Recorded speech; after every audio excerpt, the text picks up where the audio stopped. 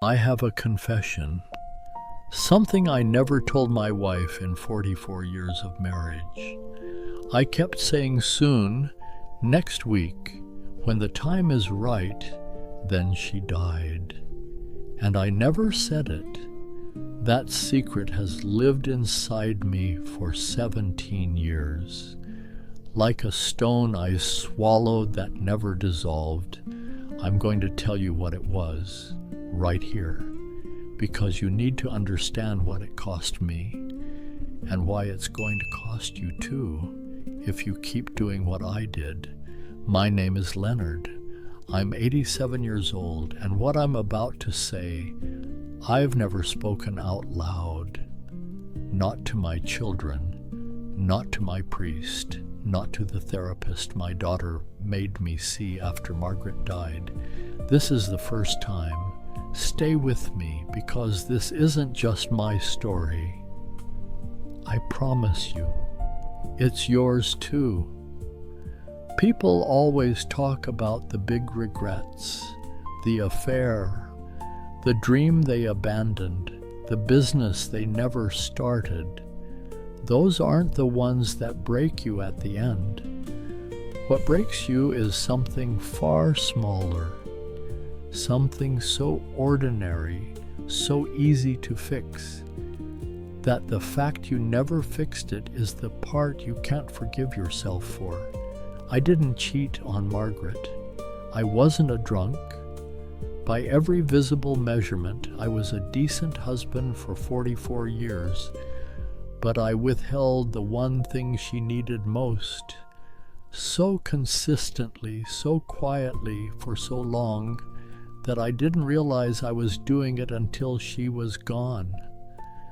I never told Margaret she was beautiful. Not once. Not in 44 years. I thought it every single day. When she walked into the kitchen in the morning, hair undone, sunlight through the window, 67 years old, I thought it, but I never said it. I was raised by a father who thought compliments were weakness, who thought if you told a woman she was beautiful, you were giving something away. I carried that like it was wisdom. It was just damage. Margaret never demanded anything, but she asked once, sideways, the way people do when they're afraid of the direct answer. We were watching television. She was 61. She turned to me and said, "Leonard, do you think I've aged well?" I said, "You look fine." "Fine." She nodded and turned back to the television, and I went back to my program and didn't think about it again for 30 years, until she was in a hospital bed and I was holding her hand, and I finally understood what she'd actually been asking that evening. She wasn't asking about her age. She was asking if I still saw her. She was asking if after everything she still mattered. She was asking the question she'd been too proud to ask directly for decades, and I told her she looked fine. 3 weeks after Margaret passed, I was going through her bedside drawer. I'd never opened it before. It felt private, even between husband and wife. Inside, underneath her reading glasses and a photograph of us from 1971, there was a small notebook, blue cover, worn edges, her handwriting. I opened it. It was full of quotes, lines from books she loved, small private thoughts. And on one page, near the middle, she had written this: "He loves me. I know he does. I just wish he'd say it out loud sometimes. Just once would be enough." No date, no name, just that. I sat on that bed until the light changed in the room. My daughter came looking for me and found me still there. She asked what I was holding. I showed her the page. She put her arm around me and said, "Dad," she knew. She always knew. And I said, "That's not the point." The point was that Margaret had spent decades reassuring herself because I couldn't be bothered to reassure her. She had to write it down. He loves me, I know he does, because I never said it loudly enough for her to simply believe it without proof. That is what my silence cost her.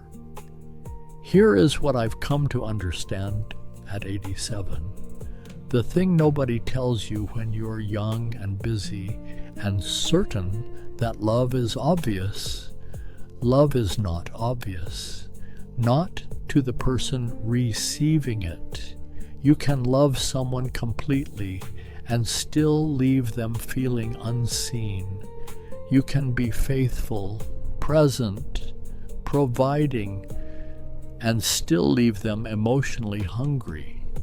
You can be a good partner by every external standard and still fail at the most essential thing, making the other person feel what you feel. I thought Margaret knew I found her beautiful because I stayed. I thought 44 years was a declaration. I thought loyalty spoke for itself. Loyalty is not a compliment. Staying is not the same as seeing. The people who love you need to hear it, not once, not on anniversaries.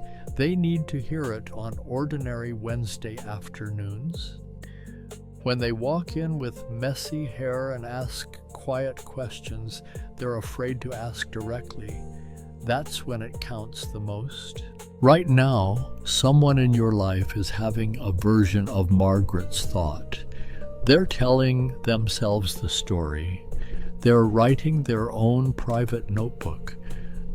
Literal or not, they love me. I know they do. I just wish they'd say it. It might be your partner. It might be a parent. It might be a friend who has quietly shown up for you for years while you've taken that steadiness for granted. They are not going to tell you, because the people who love you most are also the most afraid of asking for what they need. They don't want to seem needy. They don't want love to feel like an obligation. So they wait. They adjust. They write their reassurances in private, and they love you anyway. And you, right now, you have the extraordinary gift of time, of being alive while they are still alive, of being able to give them what costs you nothing but means everything. I had 44 years, and I used every one of them to avoid saying a simple, honest, obvious thing. After I found that notebook, something changed. Slowly, I started saying out loud what I'd always kept inside. When I thought something warm and true about someone I loved, I stopped filtering it. My daughter visited last spring. I told her she was remarkable, not just a good daughter. Remarkable, the kind of person who lights up whatever room she walks into. I'd always thought it.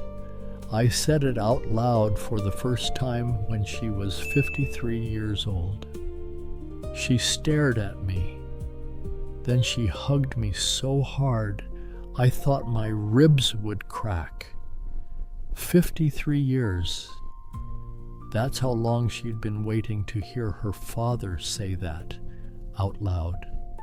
That hug told me everything I needed to know about how much I had been withholding and how much it had cost the people I loved without my ever knowing it. I keep that blue notebook on my nightstand now. Every morning I look at it, and every morning it says the same thing. Don't wait, Leonard. Don't wait. I waited 67 years to become the man who says what he feels, who gives the people he loves the dignity of being told plainly, out loud, that they are seen, that they are beautiful, that they matter. I'm him now, finally, at 87, but Margaret doesn't know that. She never got that version of me. She got the locked up, too proud to be vulnerable version, and she loved him anyway and wrote in her notebook to keep herself going. If you have someone like that in your life, and I believe you do, I need you to do one thing before this video ends. Think of one true, warm thing you've never said out loud to them. One thing you've felt and filed away. One honest sentence they've been waiting for without ever asking. Say it today, not later, not when the time feels right. Today is the right time. The only right time is always now. I'm Leonard, and I spent 44 years learning something a 5-second sentence could have solved. Don't let that be your story.